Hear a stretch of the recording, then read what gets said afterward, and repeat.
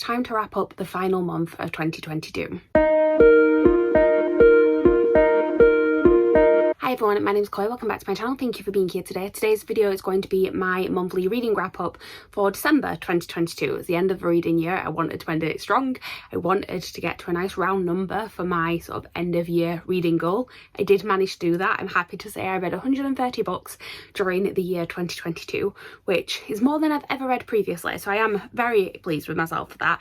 I did read some sort of last minute books on New Year's Eve, which we will talk about in a minute, but what we're going to do as always is start off with stats. So let me just grab those for you. So in the month of December I read 12 books, which means that, like I said, I read a total of 130 books for the year. Obviously now I can give you some final stats, so I can say that the month that I read the most books in was June, when I read 19. That was Marvel-a-thon. I was reading some comics, specifically Scarlet Witch comics. Obviously I was team Scarlet Witch, but yes, June was the month that I read the most. Obviously reading 130 books in 12 months means that on average I was reading like 10 point something books per month. Not quite 11 books per month, but almost. For pages read, I read 4,319 pages in the month of December, which for that, my highest month was also June. It was 6,305. My total number of pages read for the year was 52,812, which just sounds like more numbers than my brain can compute, but we're gonna go with it. And on average this month I read 139.32 pages per day, and for the year I finished off at 144.69 pages per day, which I'm very happy about, because I did say at the beginning of the year one of my goals was to read on average 100 pages per day, and I've definitely done that, so very happy with that statistic. In terms of the average page number per book this month, I'm at 359.92, and for the year my average book was 406.25 pages long, which sounds about right. Like 400-page books sounds about right for me. For the formats this month, I had 1 that was completely ebook, 5 that were audiobook, 3 that were a mixture usually of physical and audiobook, and then 3 that were completely physical reads. And again, for the year we've had 19 ebooks, which is more than I would usually expect it to be, 21 completely audiobooks, 52 were a mixture of something else than an audiobook. That number has definitely jumped up this year. It is what's helped me to sort of power through my reading this year.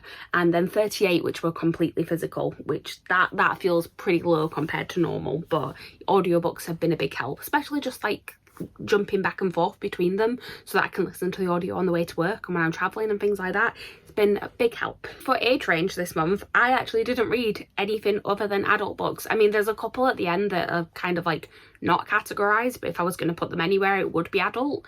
But like of the sort of regular fiction books that I've read, everything was adult this month, and that doesn't normally happen.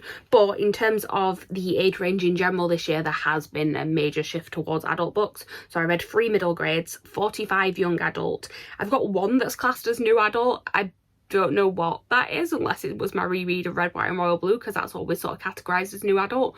But anyway, I had 1 new adult and then 81 adult books, so definitely pushing towards that. And then the final statistic we have got is our star ratings. So I had 1 2-star, 3 3 stars, 4 4 stars and 4 5 stars. And then for the year I've had 2 2 stars, which is kind of telling you something about the fact that one of them was this month. We'll get to that book in a minute.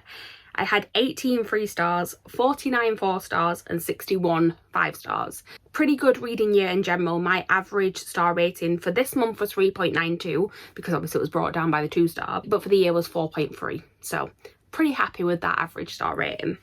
Right. I think that's all the stats that we need to know. Let's just talk about the books that I actually read this month, because we've got a few to talk about. So we're actually going to start off with one of my favourites, which was originally an audiobook that I listened to, but I did have to get my hands on the physical copy, obviously, because it was one of my most anticipated reads, and I gave it a 5-star. It was Kiss Her Once for Me by Alison Cochrane. I read The Charm Offensive earlier on this year and absolutely loved it. Like I said, this was one of my most anticipated reads of the year, and it did not disappoint. It's about Ellie, who one year at Christmas has a sort of whirlwind love affair with this woman that she meets, but then the next morning wakes up and things very quickly go wrong. A year later, things in her life aren't particularly going very well, and she agrees to a marriage of convenience with a man so that he can fulfill this clause in his inheritance that he needs to get. She goes to his house for Christmas, and at some point along the way finds out that his sister is the girl from the year before, and obviously things go from there. I really enjoyed this book. Like I said, I listened to the audiobook. I listened to it pretty much all in one go. I think I was at work and a lot of the things I was doing for the day kept getting cancelled, so I had more time to put my audiobook audiobook on,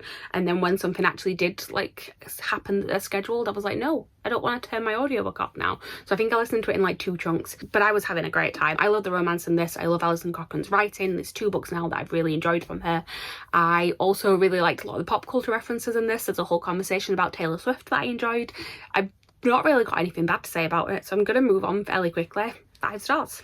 Unfortunately, my second read I'm not going to be quite so positive about. I don't actually have this one to hold up because, again, I listened to the audiobook and I won't be buying this one physically.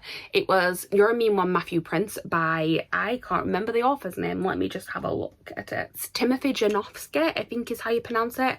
I, like I said, listened to the audiobook for this one. It's a Christmas romance about this guy who kind of comes from privilege and then ends up getting sent to his grandparents for Christmas, I think it was. I can't even remember the exact storyline of it. Basically does something that sort of ends up with him in the press for all the wrong reasons. So he ends up going to his, like I said, I think it was his grandparents for Christmas, and along the way kind of learns to be a better person, and there's a romance and all that sort of stuff. I just found myself getting really annoyed with this main character. Like I'm all for reading unlikable main characters, and I quite like that story of people that sort of like come from privilege and sort of learn how to and sort of learn the value of things and stuff. Like one of my favourite TV programmes is Schitt's Creek, which is one of the inspirations for this that kept sort of coming up, but it just like there was nothing that I particularly liked about this character to make me sort of attached to him, and also the romance just felt like very forced. I didn't really connect with them as a couple. I didn't need to hear the romantic lead call the main character dude one more time. It just got very irritating very quickly. It wasn't an awful book necessarily, but it's not one that I'm going to reread at any time. So a 3 star, very middle of the road.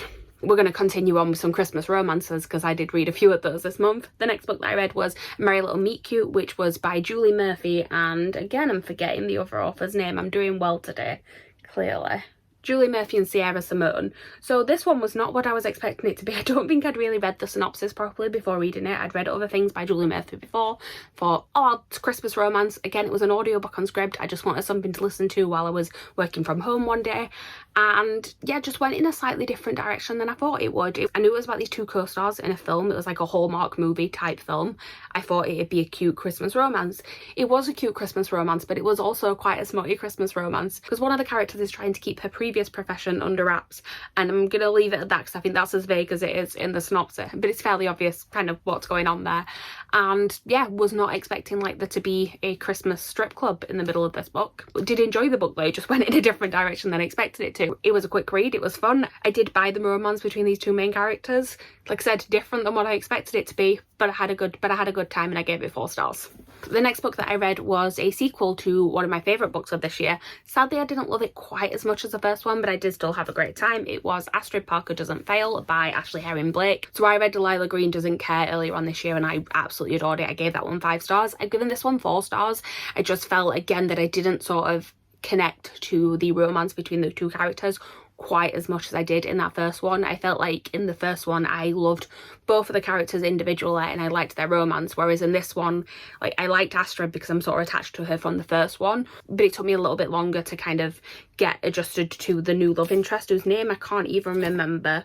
Her name was Jordan. I did like it by the end of it, but I just felt like it took a little bit longer for me to warm up to it. But that being said, it was still a very high 4 star. It just wasn't quite as good as Delilah Green. I will be carrying on the series though because there is one more book I believe to come out, which will be about Iris, but I don't know when that one's coming out, but I am looking forward to it whenever it does come out because I have had a really good time reading both of these so far in this series. Okay, let's get on to some more disappointments. Let's actually get on to possibly my most disappointing read this year, which actually wasn't included in my disappointing reads of the year list because I really did not think that it would be, and I left it like and I filmed that video before I'd read this one, and it makes me sad that I didn't like it, especially because I'm looking at this book now and I'm like, it's so pretty and I don't want to get rid of it, but I don't want to keep it on my shelves either. And I'm going to preface this by saying that I know a lot of people love this book. There's just things about it that I could not get behind. So this book is Wolfsong by TJ Klune, and I gave this one 2 stars. I did consider DNFing it, and I don't DNF books very often, so that gives you an idea. Basically, without going too much into spoilers, this is a book that is often described as gay werewolves, which it definitely is. And I did enjoy sort of the werewolf side of it, like the actual plot line of the sort of the actual sort of plot line of like the antagonists that they're fighting and all of that, I was fine with that. My issue came with the romance side of it. So like I said, I don't want to spoil it, but essentially who the romance was between and the way that that was set up didn't sit right with me. There were some things that were done to sort of make it so that it wasn't as bad as it could have been, but I don't think enough was done to combat that, especially because there kept being references back to the thing that was making me uncomfortable. Even in the very epilogue, there was a reference to the part of it that was making me uncomfortable. Also, I've realised that I just don't love the whole imprinting trope that is a thing within werewolf stories. Like one of my most uncomfortable things of reading the Twilight series many years ago was the idea of the werewolves and the imprinting. Like, none of us are ever going to forget the "you named my child after the Loch Ness Monster" moment. But I think because that is such a big moment in that, like, and it's so like cheesy and ridiculous, I didn't realise that actually, no, I do have quite an issue with that. Like, it makes me feel uncomfortable. It feels a lot like free will is taken out of the equation, and I don't like it. Like, I'm not a person who tends to read like the Fae stories where they have like the fated mates and things like that either. Like, when free will is taken out of it, it makes me uncomfortable. And that is one of the things that it felt like in this, even though I know it's not, because like there was actually more to this relationship. Like, that it was built up that they did genuinely like each other. Just even the hint of sort of the imprinting side of it put me off. And then there was the other aspect of it. That's as vague. That's as much as I'm going to talk about it. And I hope that I've been vague. But if you do want to know more about it, if you want to, like, if you're thinking about reading it and you want to check what it is and whether or not you're uncomfortable with it, feel free to message me and ask. But yeah, I'm really sad I didn't like it, because a lot of my friends really love it, and I was doing the buddy read and other people seem to be enjoying it, but sadly just not for me. The next book that I read was also one that was a little bit disappointing. This one I gave a 3-star. I don't actually have it to hold up because I got an ARC of this one, and it was All I Want for Christmas by Maggie Knox. This is a Christmas romance again. It's about two competitors on a singing programme who end up basically getting forced to compete together as a pair, and then a romance inevitably happens along the way. I really like the setup of this, and the storyline of it was fine, but the way it was executed was not great. Like, things kept happening, but you would be told about those things after the fact. So if you think about the fact that it's on this reality singing competition, they'd be building up to a performance for the week. You'd get to the end of the chapter and it'd be like, we're about to step on stage. And then the next chapter would be a week later and it'd be telling you afterwards about the reactions to what had happened the week before. And it's like, why didn't you just like do another chapter of actually showing it happening and showing the reaction in the moment? It felt really awkward and clunky and just yeah, not well executed. Like, the storyline was fine, the romance was fine, but just very poorly executed to actually put it together as a book. I don't think I can say much more than that. 3 stars. Next up, we have another one that I really thought I was going to love, and I didn't love it quite as much as I wanted to, but also wasn't quite as disappointed as the one I've talked about previously, because this one I gave 4 stars and I really hoped it'd be a 5. It is Carrie Soto is Back by Taylor Jenkins Reid. So I really enjoy Taylor Jenkins Reid books. I have given 5 stars to the other 3 that I've read. I think they all got 5 stars anyway. I'm just looking at them now. Evelyn Hugo definitely did, Daisy Jones did, and yes, Malibu Rising did. So this is the first one that I haven't given a 5 stars to. And this seems weird to me because this is a tennis book and I'm a big tennis fan, and I thought that this would be like the perfect sort of one for me. And in ways it was. Like, it is a very good book about tennis and being sort of in that world. And there were bits of it that I absolutely loved, sort of like hearing about life on the tour and things like that. But I felt like the entire book was about her as a tennis player, and very little felt like it was about her as a person. And it just felt like it needed to be fleshed out more. Like, I wanted to know more about her relationships with other people, because like there was a relationship that happened in here and it felt like it was very skimmed over because if it wasn't about her being this tennis star, it didn't seem to matter. And I just think it needed to be fleshed out more. That's basically all I can say. Like, the bones of it are fantastic, but I just wanted that little bit more of a rounded picture. I think that's a good way of explaining it. I think my brain is not working at the time of recording this wrap up, and yeah, this is as good as you're getting for my thoughts today. Okay, we're back onto a book that I absolutely adored, but we knew I was going to because this one was a reread. It is A Gathering of Shadows by V. Schwab. This is the Illumicrate edition, but I promise it is A Gathering of Shadows. Look, we've got Alucard on the front, we've got Lila on the back. You can actually have them either way, but I always put my favourites to the front, and I do love Alucard, which is one of the reasons why I love this book. I gave this one 5 stars. This is my favourite book in this series. It's got a tournament in it. Everyone always loves a magical tournament in a book. I don't know why. Like a game is always a good storyline. I kind of forgot a lot of the stuff that happened in this. Like, I remember the bare bones of it, but when I was reading it, because the first time I read the series, I read it quite quickly and quite close together, I had kind of forgot all the like smaller bits that happened in it, and it was really fun sort of revisiting it and going, oh yeah, I forgot about that moment. And especially kind of seeing characters I've really grown to love throughout the series. Like I said, Alucard is one of my favourites, Rai is one of my favourites.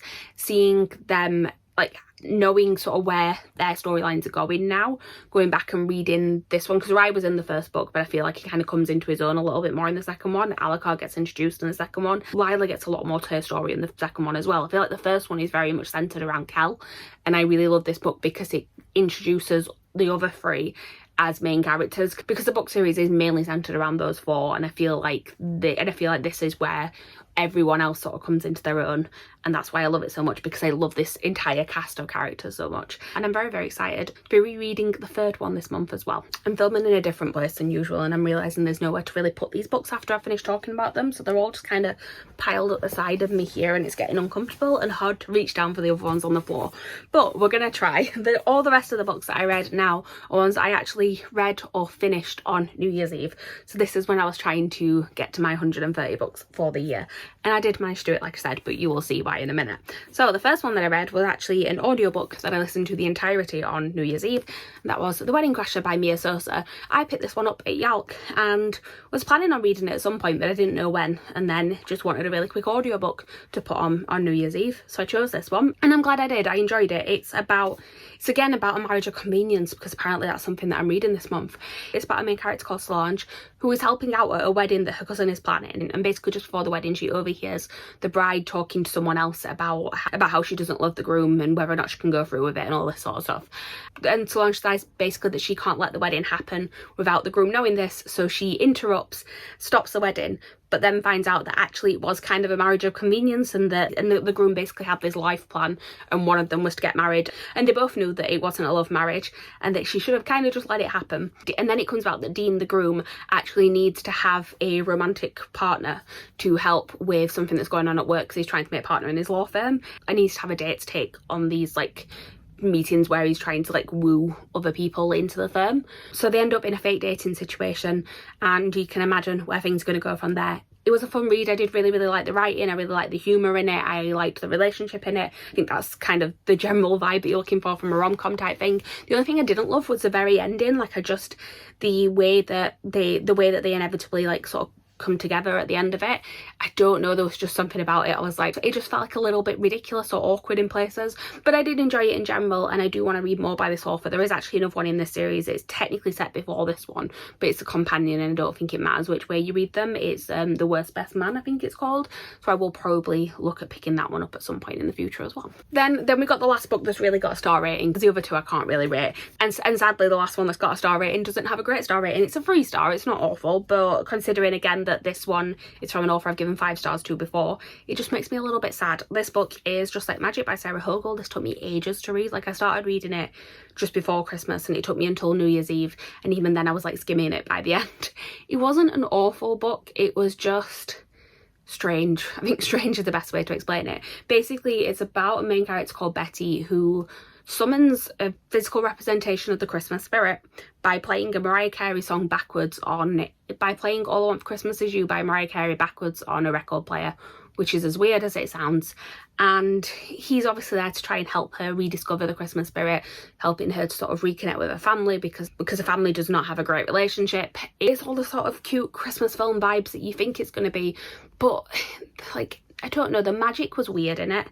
The relationship is between Betty and Hall, who is the physical representation of the holiday spirit, but like, he didn't seem like an actual person for half of it. He felt like it felt like something from a child's imagination. I just did not buy their relationship at all, and the magic that was in it just felt like it had no rhyme or reason to it. Like at one point, he's got no handle on his magic whatsoever, and suddenly he can do like all these amazing things, and then she's falling in love with him, and I'm just like, how? Everything just felt very convenient and very strange. And like, I think it would have been fine if it was like, if I'd have seen it like as a film or something. I think I would have sort of like suspended my belief, but there's something a little bit different about reading it. And also it just felt like a little bit too long for what the story actually was. It's a 3-star. It was fine, but obviously there were issues. Okay, so I have 2 more books, which were the last books that I sort of squeezed in at the end of 2022. I technically have rated both these 5 stars, but they don't really get ratings. These are also the ones that are technically down as adult books, but are they really? So the first one being Good Morning, Good Night by Lin-Manuel Miranda and Johnny Sun. This is based on a series of tweets that Lin-Manuel Miranda used to do, which were sort of good morning and good night ones, and it was like inspirational quotes for the day, and he's had them illustrated by Johnny Sun, and it's just this really cute inspirational book, and there were parts of it that I'm like, oh, okay, this is getting to me a little bit. So I feel like it did what it needed to do, and there's not too much else to say about it. I got this as a gift from Tori for my birthday, and yeah, it was a nice thing to end the year off with. And then last but by no means least, I actually started reading this one 20 minutes before midnight, but I was determined if I finished it before I went to sleep, it still counted, so I'm counting it. And also it wasn't that hard to read. It is Moulin Rouge, the musical, the story of the Broadway spectacular. It's a book all about making Moulin Rouge, starting with the film and then going up to the musical, and also going up to when it had to close due to the pandemic, and then sort of reopening post-lockdowns and things like that as well.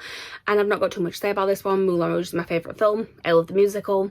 I appreciated finding out a little bit more about how it was put on. Also, it's stunning. Like, let's see, we can get some pretty pictures. Oh, we did. There we go. I think these are from the reopening night, actually. It's very, very pretty. So, glad that I managed to fit this one in as my last read of the year. Shall we see if I can actually pick these up to be able to do a thumbnail? I don't know if I can. I'm not picking up the Moulin Rouge one, obviously. That would not fit. But there we go. So, this is everything that I read in the month of December. I know they're not the right way around. Let me try and turn them around so you can actually see the spines. This is everything, plus Moulin Rouge, plus the 2 that I read as audiobooks, ebooks. Is that the right number? 1, 2, 6, 9. 3 apparently, because I've got 9. Because I've got 9 books here, so there's 3 missing. I do remember now there were 3. There were 2 audiobooks and 1 ebook. Overall, a pretty good reading month and a pretty good reading year as a whole as well. So that is everything. Thank you guys for watching. Please like, comment, subscribe, all that good stuff down below. Let me know what your favourite read was in the month of December, and I'll see you guys soon with a new video. Bye.